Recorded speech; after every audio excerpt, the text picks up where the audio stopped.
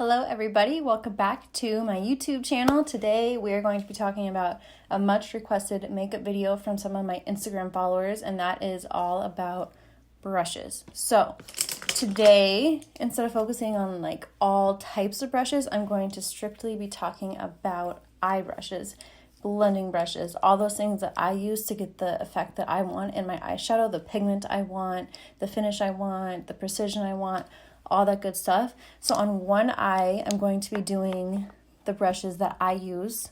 And then on the other eye, I'm going to be doing the brushes I used to use and what wasn't working for me. And I'm going to try along the way to explain why they didn't work for me. So if you have been confused about makeup brushes and which ones to use on your eyeballs for a while, this is the video for you. Please like, subscribe, comment, share, turn on the notifications, all that good stuff. Thank you guys so much for watching, and let's get into the video. I know my hair is a mess today. You know what? It's Sunday. It is what it is. I didn't shower. I'm not gonna lie to you. But it's Sunday. It's my lazy day. And I'm still filming a video for you guys. So the hair just didn't make the cut. So first, when priming my eyes, I like to use a flat brush. It's actually like a shader brush, but I feel like it blends in the primer the best. So this is the Morphe M166. I'm going to try and show you if my camera will focus. I'll try and zoom in on this, but this is the M166, and this is what I use to apply my eyeshadow primer.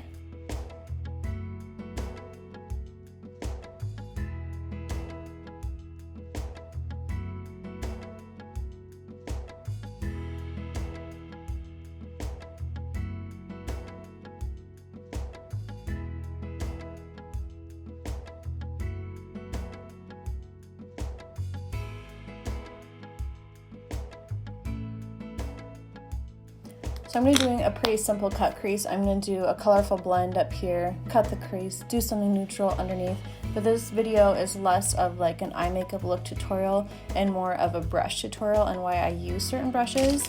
And this is all personal to me, so if you use other brushes and you like other brushes, that's awesome. Like, that's great, but this is personally what I've learned for my eye shape, for my techniques that I like to use. This is what has worked best for me. So I'm going to share with you what I use, and we're just going to do a simple look along the way. So the first brush I'm going to talk about is the Morphe M433. You have probably heard of this brush before.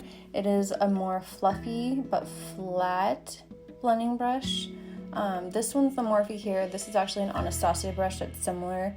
The Anastasia A10. So these brushes are pretty similar. The Anastasia one is a little bit fluffier, but this is the one that everyone's talking about all the time.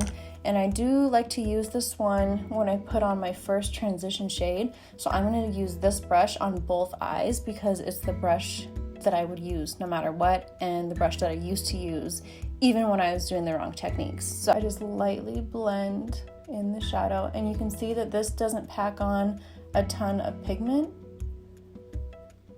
And that's what you're going to find with the fluffier, less dense blending brushes.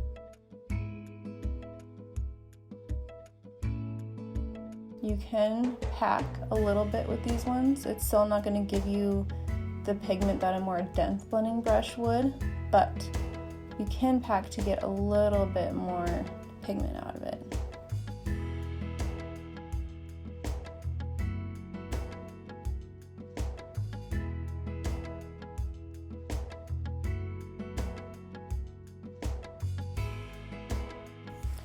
Okay, next I'm going to go in with a shade below the yellow. I'm going to do kind of a sunset blend. So on this side, this is the eye that I'm going to be doing the correct brushes. This is the eye that I'm going to be doing the old techniques that I used to use. So I'm going to be going in first with the M506. I talk about this brush all the time. It is a smaller, a little bit fluffier blending brush, but it works better for packing in pigment. So when I go in with the second shade, I like to use a brush more like this because I want it to be a little bit more pigmented, but I also want it to be a little bit more precise. So this is a lot smaller than the M433. So this is the size comparison. It is a lot smaller than the 433. So that's why I use this one in this situation.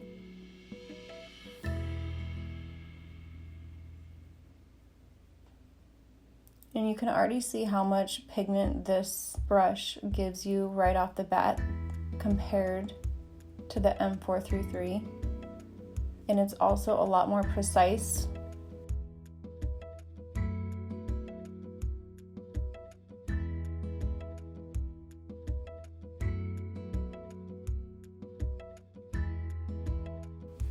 Now with the same M506, I'm going to go back in with the yellow color and just blend over the edges of the two. I'm sticking with the M506 because I still want to give it a little bit more pigment between these two so that I can create an orange between the two colors. So I don't know if you can see, but the yellow up top is almost barely visible compared to what we have done here. And that is just because the brush that I'm using is packing on more pigment. It's not as diffused.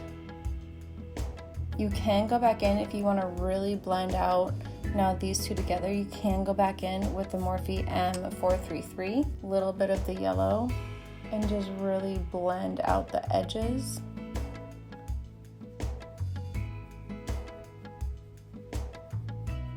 But this stage is, or this step is purely for blending and not for adding any extra pigment.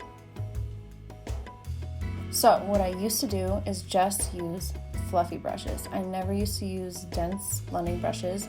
So what I would have done next on this look is go back in with the M433 and start blending in just like this. I'm not exaggerating this. This is what I used to do. So I go in just like this, try to blend the two together.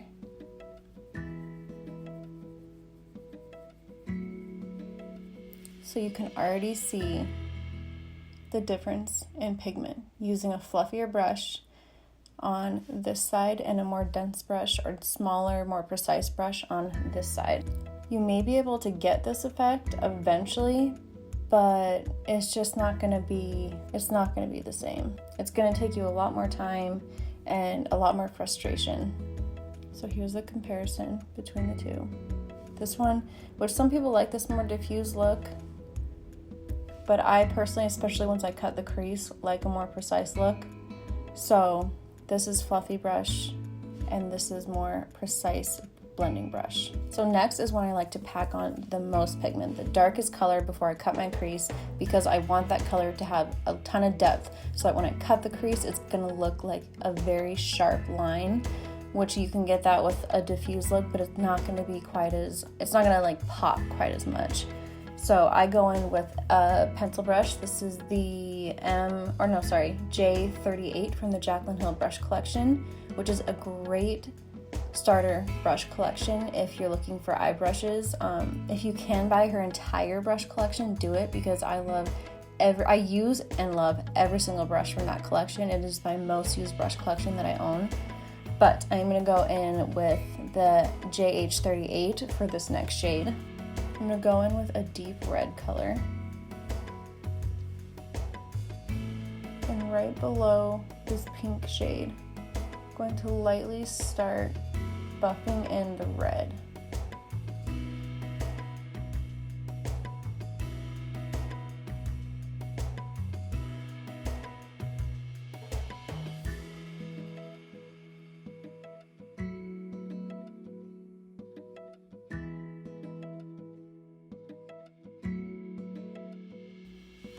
Now I will go back with the M506, the smaller blending brush, go in with that second shade, blend it out.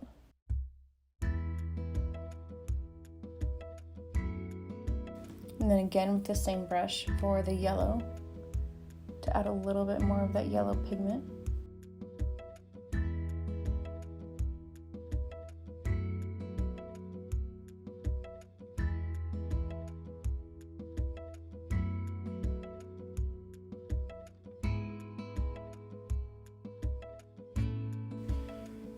So now we have quite a bit of pigment and depth on this side.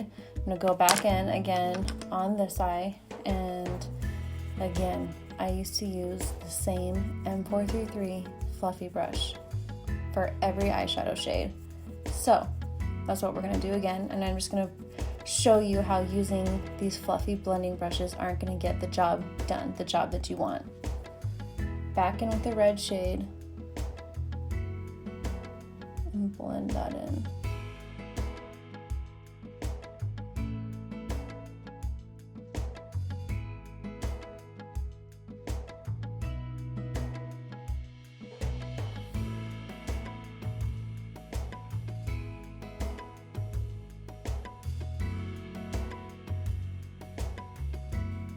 I'm doing the same blending technique I did over here. I'm going back in with some of the other colors to blend everything together.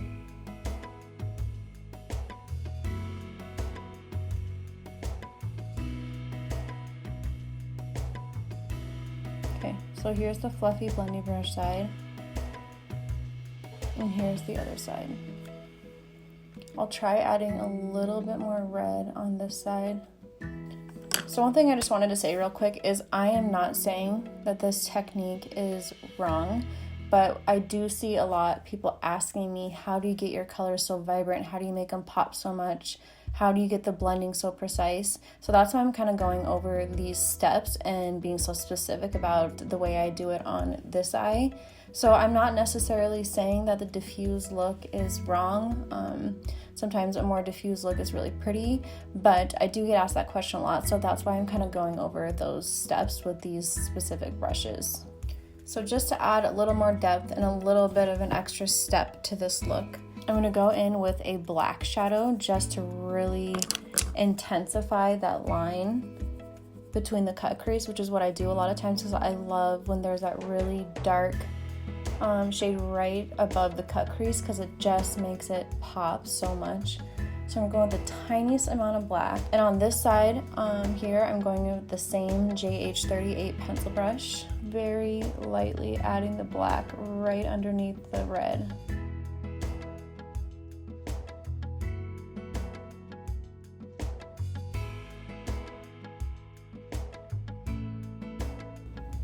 I'm using a lot lighter pressure here than I usually do because I don't want the black to be quite as intense.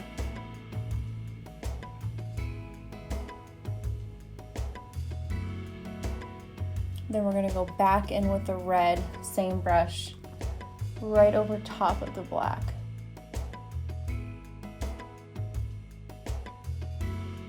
So you can see how that just created a lot more depth in the crease there. I'm going to take a completely clean, fluffy blending brush now and just blend all of this together.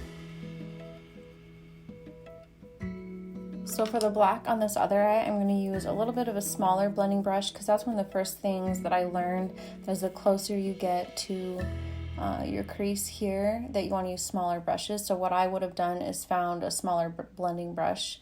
This is the M456. This is from the James Charles collection from Morphe. I'm going to go in with that brush and the black shade. So the problem here is precision. You're not going to be able to get the precision that you want. Again, going back over it with the red.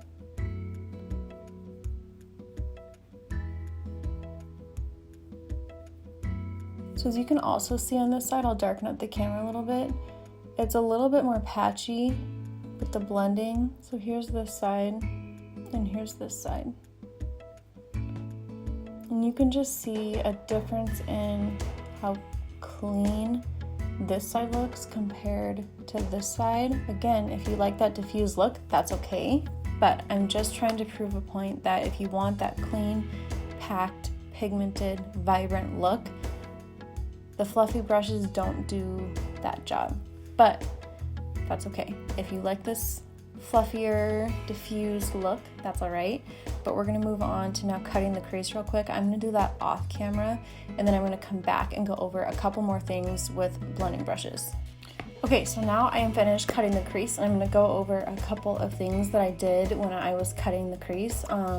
First thing on this eye is the brush that I used to cut the crease. I use this old Urban Decay shadow brush. It came in one of their palettes, don't even know what it is. So I get it as flat as I possibly can. This brush is flat, like,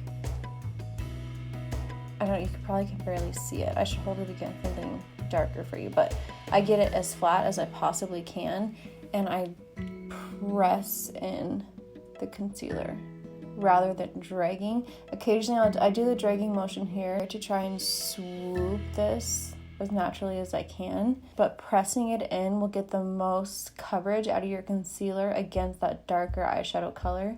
So I would really use a flat brush and press the concealer in for your cut crease. The other thing I'm going to link below, again, I've shared this before, but Kiki Adams has the best video for creating your own perfectly flat, crisp cut crease brushes. So I'm going to link that down in the description box if you want to check that out after this video. It was the most helpful thing in terms of getting the sharp cut crease that I've ever learned. So definitely check out that video because it's super helpful. So next, this side. I'm gonna get really close. So you can see what I did on this side is used a brush that I would have used before. And that is just a flat brush like this, but it's not tailored for cut crease brushes. I could use this brush and with Kiki Adams' technique to make it the perfect cut crease brush, but before I knew that, I would just use it as is. I wish I could show this to you a little bit better. It's not as flat, it has hairs that are kind of separated, and what that is going to do is make, when you go to do your cut crease, it's going to make it look more diffused. So I think you can probably see how this is diffused and just not as crisp. And I promise you, I tried my hardest to get it to look like this side, but it just doesn't. And part of it is just because of how these shadows up here are blended, but the cut crease brush is going to make such a huge difference. So please check out Kiki Adams' video below because that will be extremely helpful. I guarantee you have a brush in your collection already that will work for it, and all you need is I put concealer on mine, and then you need lash glue and maybe some little tiny scissors that you can use to trim some hairs. But go watch that video after my video because it will help you, I promise. So as you can see on this side, I darkened the camera for you a little bit. I cut the crease, it's very crisp. That dark shadow is really showing through and making the crease pop. On this side, that shadow just isn't quite as dark, and the blending is just a little bit too diffuse, so it just doesn't pop like you want a cut crease to pop. Next is lower lash line, and I almost always use a pencil brush for my lower lash line. So I'm going to take, again, the JH38. I have like 4 of these brushes because I use them for everything. So if you're gonna buy any brush, buy the JH38, buy a couple of them. So I'm going to use the dark red shade. I already have mascara on today, so this is interesting. I'm just gonna press that into my lower lash line.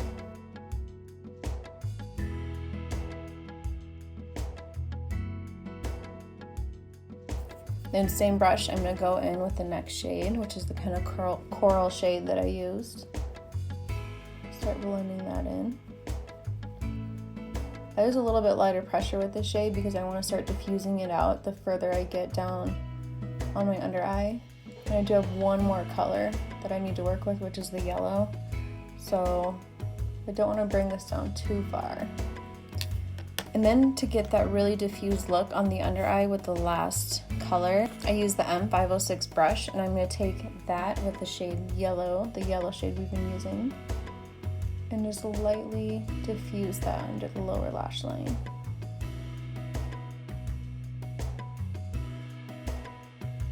Now for this next eye, I would have still used a smaller blending brush. I probably would have used the M456. So that is that smaller version of the M433 from the James Charles collection. I'm going to go in with the red shade and start blending that underneath my lash line. And you can already see the difference in the pigment even when you very first go in.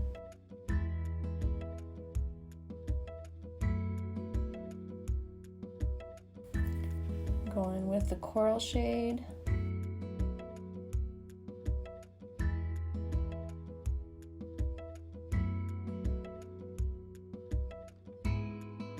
And then the yellow, same brush.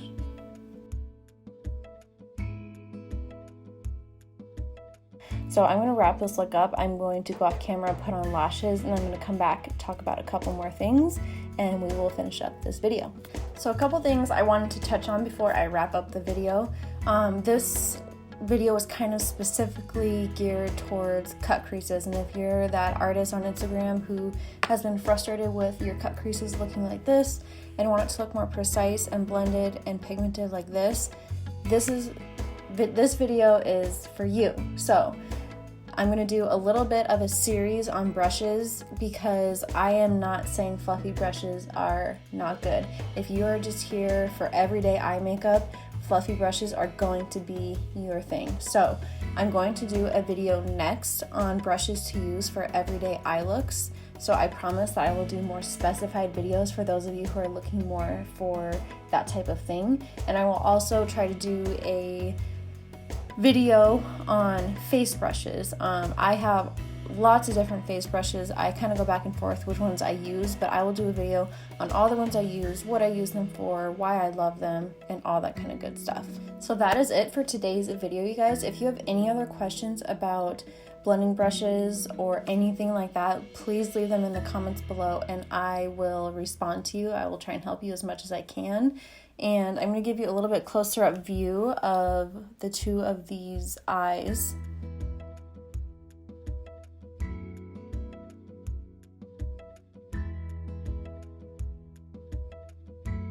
I also wanted to add that I am still not perfect at cut creases. I still have a ton to learn, but I recently have been pretty proud of myself for how far I've come with my techniques because I was so frustrated for the longest time, almost gave up on even doing a makeup Instagram account because my cut creases looked like this. And it's funny, doing this side, I kind of remember that feeling of why can't I get this right? I remember that feeling so well. So I'm not perfect at it. This could be sharper, this could be better, but I've come a long way, and the reason I've come a long way is because I've changed up the brushes that I've used and become more knowledgeable about different techniques and how brushes can affect pigment and precision and all of that. So I hope this video was super helpful for you. Again, if you have any other questions, please leave them in the comments below. If they're about like everyday brushes that you want to use, I'm going to include that in my next video, but still leave them in the comments so that I can go over some of those things in my next video. Thank you guys so much for watching. I appreciate it so much. I appreciate your support. Please like, subscribe, share, comment, turn on your notifications, all that good stuff, and I will see you guys next time. Love you.